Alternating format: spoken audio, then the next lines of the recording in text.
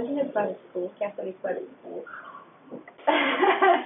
Academically, I was a very good student. You know, in AP history I could get a C, or in lower level geometry I could get a C. I was a pretty mediocre student because I didn't put in that much effort. Well, I was a really good student, especially in science and in math and history. I guess it was tough because I balanced it with, being an elite junior athlete in judo.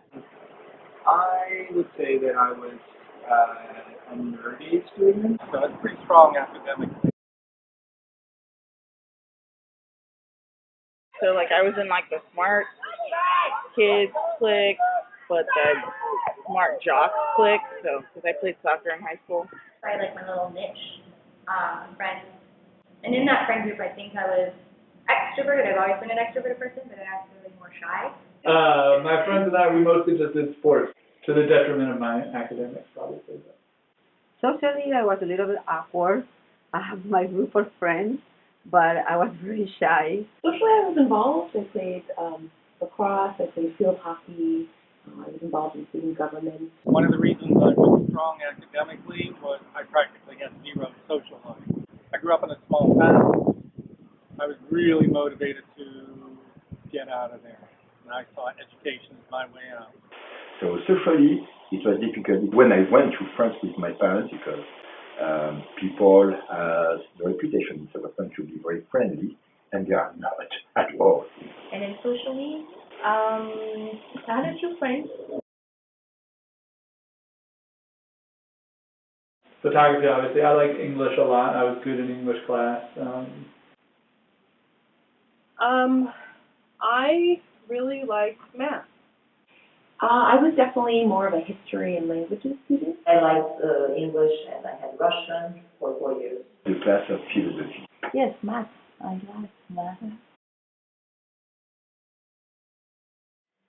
Not really. The history teacher was super rigorous. There was no textbook, and we never knew when we were going to answer the questions for grade. So he would just come to class, open the book, and just say, you are going to be answering today for grade. So it was frustrating. And that was the case for most classes. So I just wanted to survive and leave high school as soon as possible. Mr. J. Member, he was my chem teacher. He was just quirky, and never really, I struggled a lot in chemistry. I actually got a D in chemistry my first semester. But he didn't, he really tried to make sure that I could still do it, and I think that's why I actually kept up with it, because it was a challenge, and he told me and kind of showed me that, no, you can do it, don't worry, process. My favorite teacher was my photography teacher, Mr. Allen. Miss Brittman is my favorite teacher. She was my 10th grade English teacher. And she's my favorite because she challenged me and pushed me to do things that maybe I wouldn't have considered otherwise.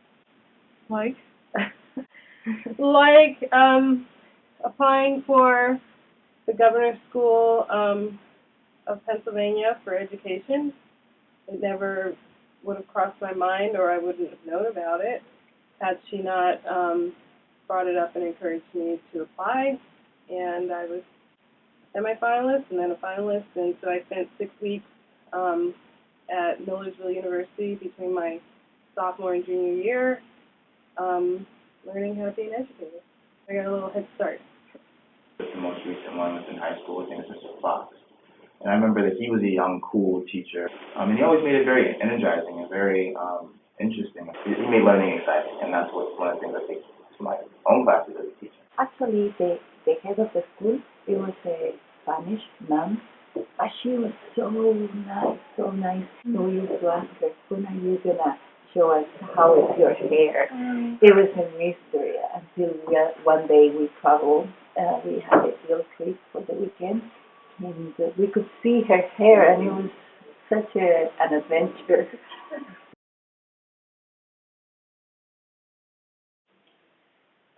Math was very hard. I could not get more than B in class.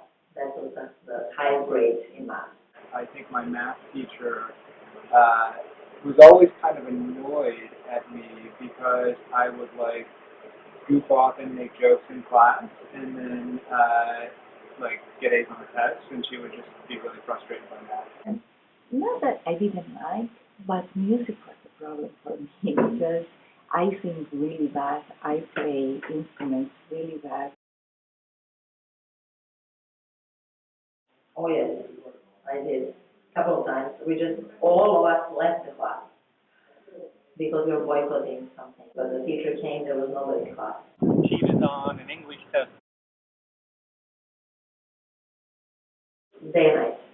Like, I think that education in the United States is very different than in Europe right now, and not to mention 20 or so years ago.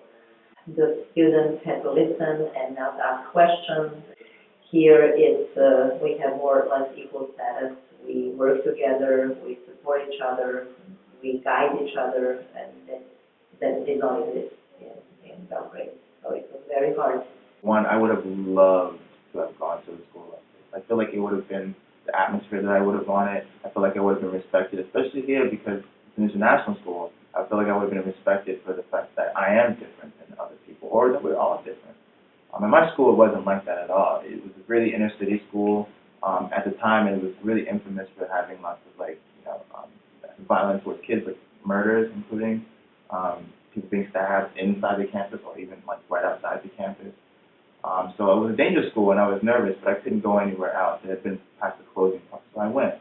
There were some kids who were just got out of like juvenile detention or like prison kind of. But the truth is, they acted like it was still prison. They would just antagonize people all the time. We're talking bullying, but we're talking bullying like to the 10th power. We had X-ray machines, and we had to stick that stuff through every time we entered the building. One really drastic image I have was this kid. He was like, you can tell he was drugged out all the time. He was deciding to like cut up some drugs and snort it right in the stairwell. And I thought to myself, like literally, a teacher could walk by and he would just get caught or expelled, but he didn't care. Like, this is the school that I go to. Like this is really like what rock bottom looks like. And then comparatively, WIS is. I mean, like you would never see anybody doing something like that. And teachers put more than 110% into helping the students learn.